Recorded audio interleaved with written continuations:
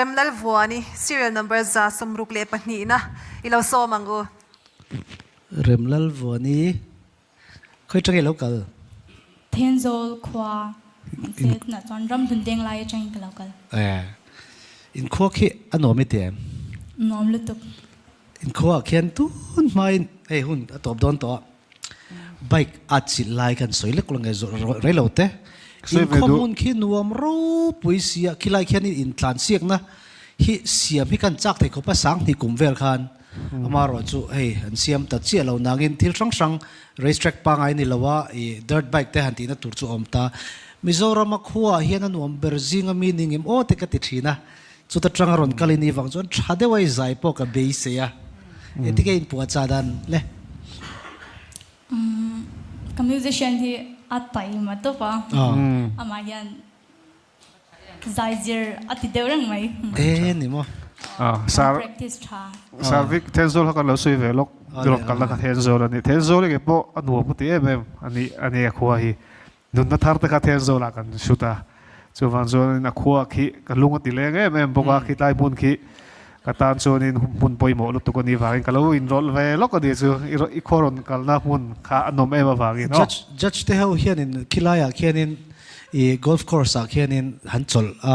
hun han man te po cha gom ka sia ale tak takina I zam lo na kanan kom him sia a to per ni to boka thateu ni zai don ni ale kalome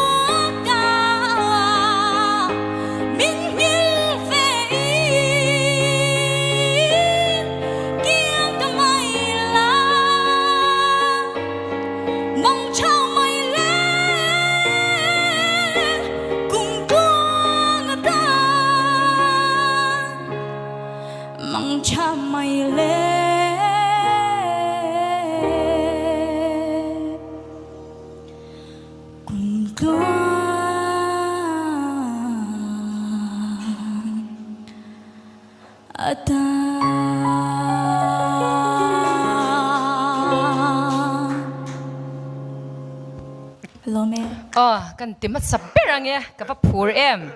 ka pen te ka ti chia a ka vai pen eng poni se iron zaya buliron chana tron karilruin a o chu o mai an hi ka azik no big an da changat ngat ang hi a chang lai le si thia me mangap zong zong om lawa mai an si thar no ngel mai an da khom kha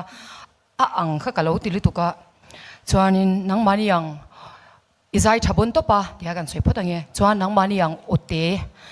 ang chi hi mi thin lung kwai lung leng thei tura thei na thuk takin ne ya chuan olian ro pui rap thak zai sang do do ang chi ho hian mi ti mur sung sung thei na hin nei boka the thia bem that na zone kha le special na mi thin lunga tho dan kha ai nang lo thei viawa ti chuan i la kha kum tuang atan mang tha mai le min tia min mang tha rengota kan la mang tha ve phal lo che next ta ke chuan ka mu do che Kalom lutuk. welcome remlal voni zai tha in ti nang pon ka sarang Kain tibak lo. izai tha kan ti dio kan lom khop mai nang ma ni ang hi lom in lo tel hian youth icon hin ti lu nia hin ti lu tak zet chuan zanin ni lak ron sak po iron thlo fu khop maya ya iti dik lo na lai ha ka lo ngai thla chiang top mai ni chutlai a chuan phu mot lo lai iron ti lai a khat engemoni ron dik lo zeu lai khai nei thina khat lai a kha i lo in siam that nan chau asai that tu a chu izai tha tak zet anek zela eng ang style ngei ron sak thiam te eng ang chi ngei ron ti thiam zel te kha ka she chak che o lo tang ze lang che Ole. remlal vone musician nei thani khatroi soyang khan Oh, chalutuk. atai mai tia la soi la sir tur pon ama zo ke kai soi zel che ti chungchang kha tuna chon nang ma zo khanin ama kha pressure pe to zok la zir to ong ti lang chonin ma ivan son le zol do nem tro Kitadon. na cha de tianga o chang lo tur te ponin pu changa hlamak sak deu tha deu engemoni meron luile turin kan cha ringot chenga itlin hlau zo na Oh, lutuk. lo me Ipa.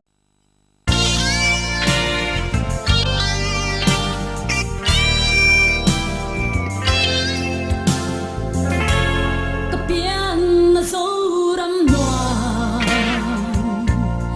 Nangkin suana kithiri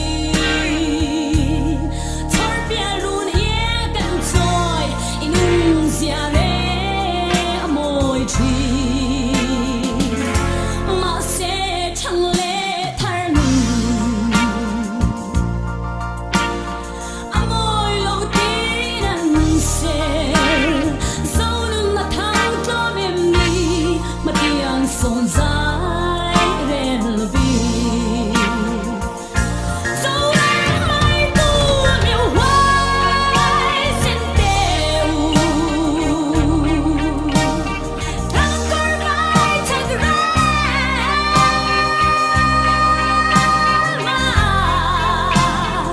Inside my body le Zonun bareng kia hi Sang ai đâu mala trong cái che Yam le nang hum him na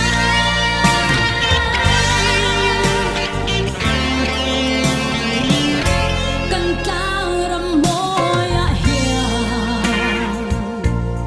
Mel maduran lo lianin Zoram rutin loya Zonun par moya thia Tin lung thua zo phân A thân mà có ai xì lô Hoa gần tay mang nghe hianin Haru chalai hoài xin tê Zoram mai tu miêu hoài xin teu Thang cor vai thang ra